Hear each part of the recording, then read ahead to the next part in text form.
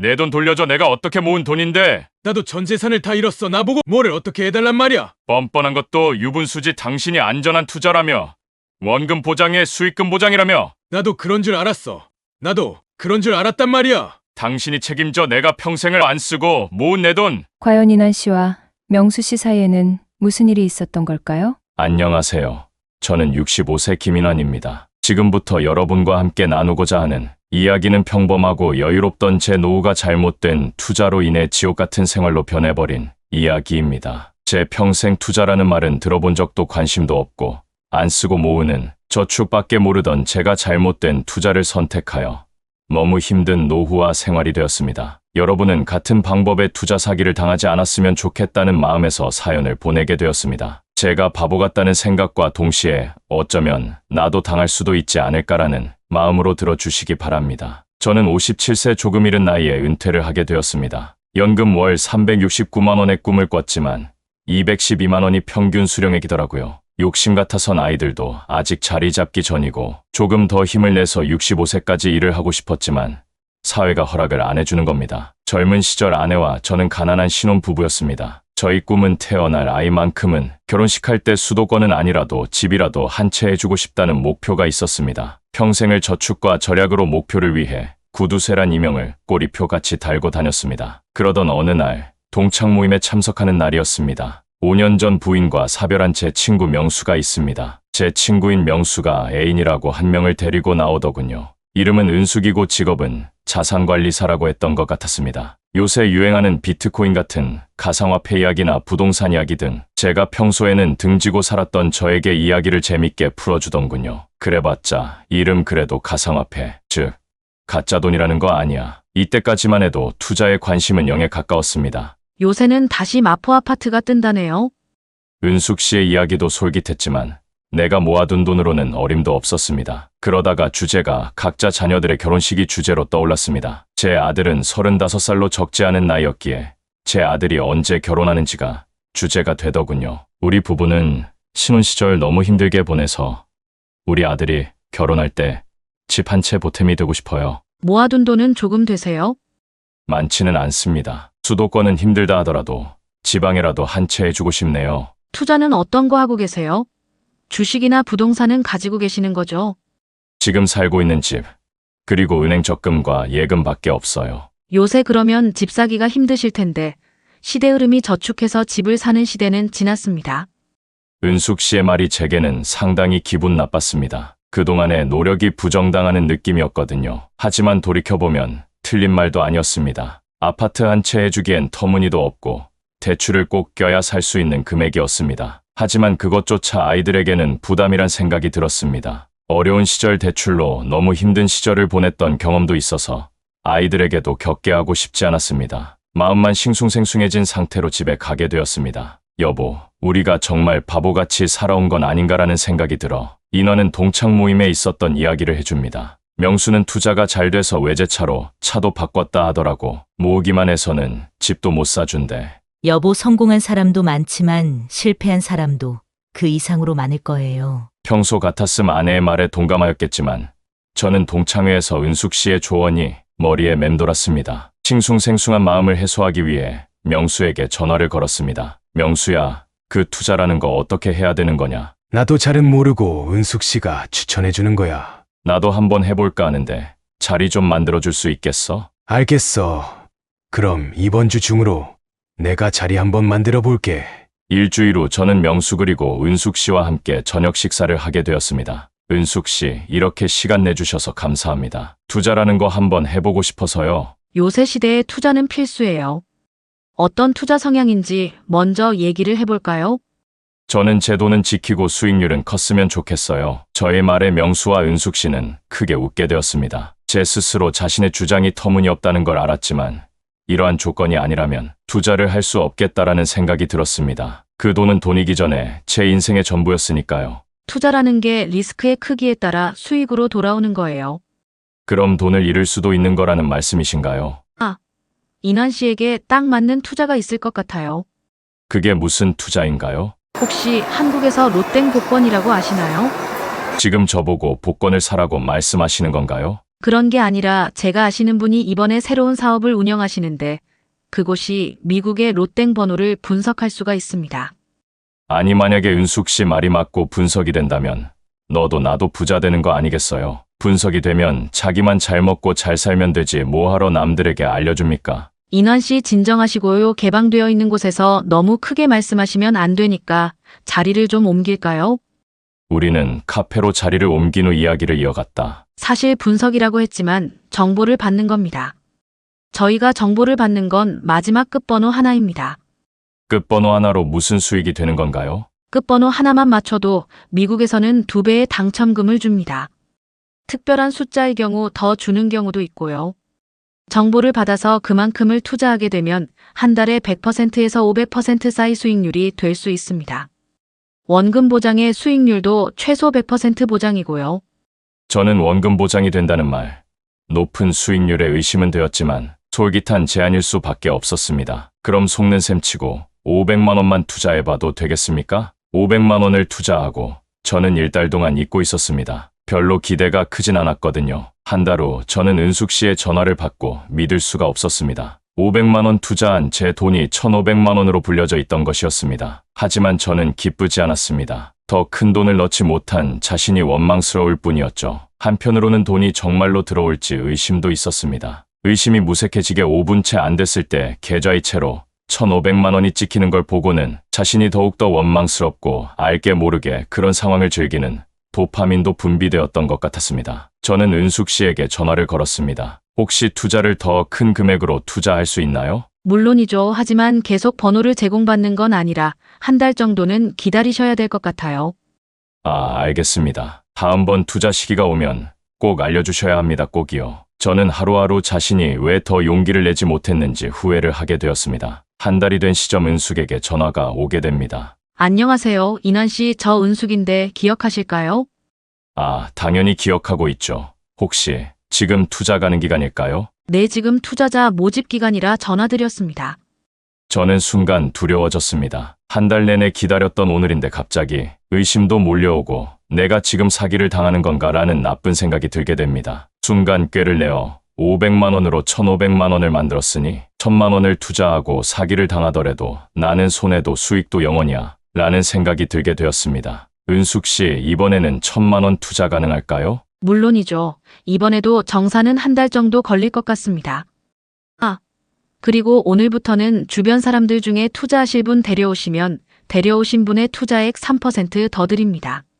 데려오기만 해도 돈을 주신다고요? 왜요? 사업 구조상 투자 자본 금액이 높아져야 다들 수익률이 높아지게 돼 있어서요. 대표님께서 이런 기획을 하셨다 합니다. 제 자신이 황금알을 낳는 거위를 물었음을 느끼게 됩니다. 앞으로 무슨 일이 다가올지도 모르는 채 또 한 달이 흘렀습니다. 은숙 씨, 오늘 입금되는 날이죠? 인환 씨, 오늘 점심쯤에 입금되실 거예요. 저는 30분마다 통장 내역을 확인하게 됩니다. 오후 3시 통장에 찍힌 금액 2,600만 원, 총 수익률만 총 520%, 한 달 새 500만 원을 투자하여 총 수익률만 2,600만 원이 된 것입니다. 저는 지금 기쁜 마음 반과 후회하는 마음 반, 자신이 왜 좀 더 과감하지 못했는지에 대해 자책하게 됩니다. 저는 은숙 씨에게 전화를 걸었습니다. 은숙 씨, 다음 투자일은 언제일까요? 이번에는 연말 들어가기 전이라 한 달까지는 아니고요. 10일 후에 일정으로 잡혀 있네요. 이번엔 조금 더 크게 투자하려 하는데 괜찮을까요? 얼마나 하시려고요? 3억 4억쯤 될 겁니다. 그 정도 금액이면 괜찮으실 거예요. 이번에 10억이나 투자하시는 분도 계셔서요. 저는 얼마나 확실하면 10억씩이나 투자할까?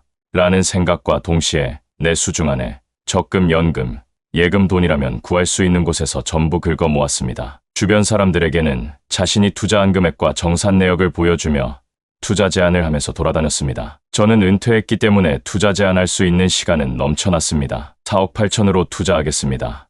그리고 앞전번에 지인들 데려오면 3% 주신다는 거 2천만 원도 한 번에 투자하겠습니다. 총 5억이요. 인환 씨는 가족들과 상의 없이 독단적으로 투자를 강행했고 아들에게도 수도권에 집을 사주겠다 호언장담까지 하게 됐습니다. 아버지 너무 무리하시는 거 아니에요? 저도 제 집안 형편이 어느 정도인지 알고 있어요. 부담드리기 싫습니다. 아버지가 능력이 다 되니까 해주겠다고 하는 거야. 알겠습니다, 아버지. 무리는 하지 말아주세요.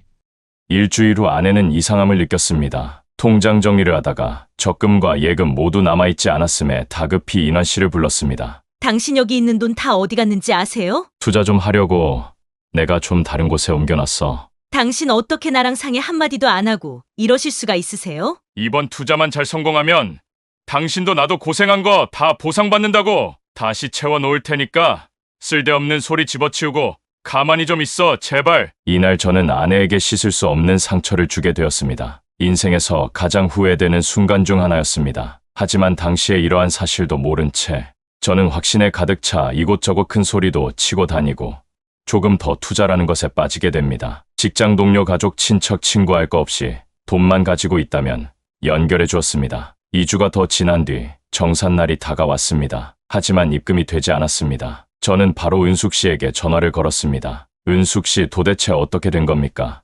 정산이 이렇게 늦은 적이 없었는데. 잠시만요. 지금 미국 쪽에서 전산 상태가 원활하지 않아서 환전하는데 어려움이 생겨. 일주일 정도 소요될 것 같다네요. 저는 살짝 걱정됐지만 전산상 문제라는 대답도 들었고 은숙 씨와도 연락이 잘 되었기에 큰 신경 쓰지 않고 일주일을 기다리기로 합니다. 자신을 믿고 투자한 사람들에게도 저는 현 상태에 대해 누구보다 빠르게 주변 사람들에게 전달해주고 진정시켜주고 있었습니다. 기다리던 일주일이 되기 전날 저는 싱숭생숭한 일을 겪게 됩니다. 저는 전 직장 퇴직자 모임에 참석했을 때 똑같이 투자에 대해 사람들에게 얘기해주고 있었습니다. 하지만 직장 동료들이 보기에는 이상한 점이 한두 개가 아니었습니다. 첫째, 원금 보장이 된다. 둘째, 수익률이 너무 높다.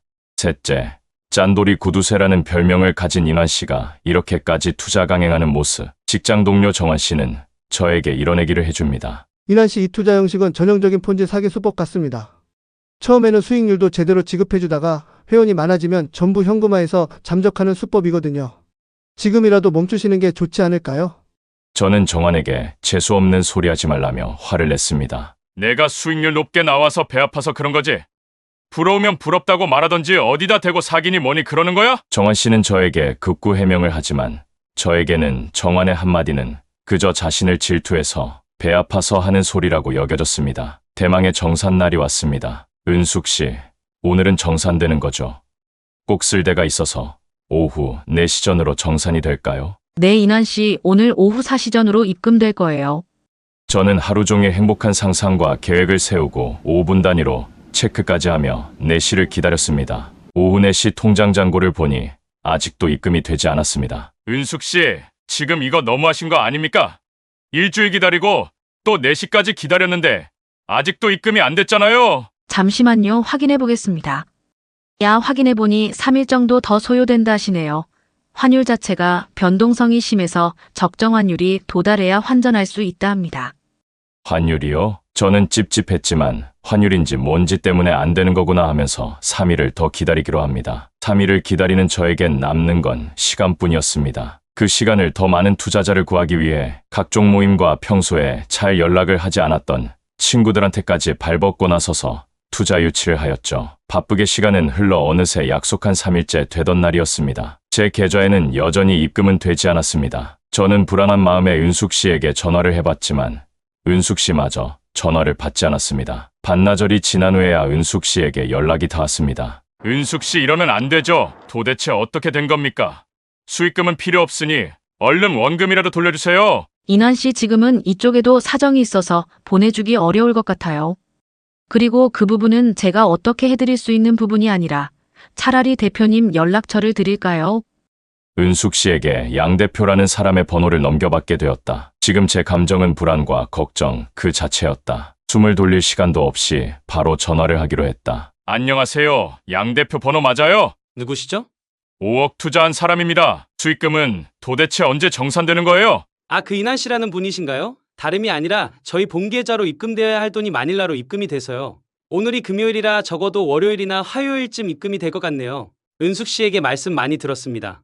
본계좌로 입금되면 인환 씨 계좌로 제일 먼저 입금해 드릴게요. 저는 양 대표의 약속 굳게 믿었습니다. 3일 동안 여러 가지 계획을 세웠습니다. 아들에게 사줄 아파트부터 고생한 내 아내에게 주는 선물, 해외 가족 여행까지 생각하고 있었습니다. 대표가 직접 나에게 약속까지 했고 나를 먼저 챙겨주겠다는 약속, 그 약속이 나의 불안감을 모두 해소시켜줬습니다. 하지만 그 해소는 오래가지 못했습니다. 3일째 되던 날 양 대표에게 아침부터 전화를 걸었습니다. 하지만 회의 중이라는 핑계로 연락이 되지 않았고 돌아오는 건 문자 메시지뿐이었습니다. 오늘도 입금이 어려울 것 같아요. 사장님 계속 거짓말만 하시고 저를 가지고 노시는 건가요?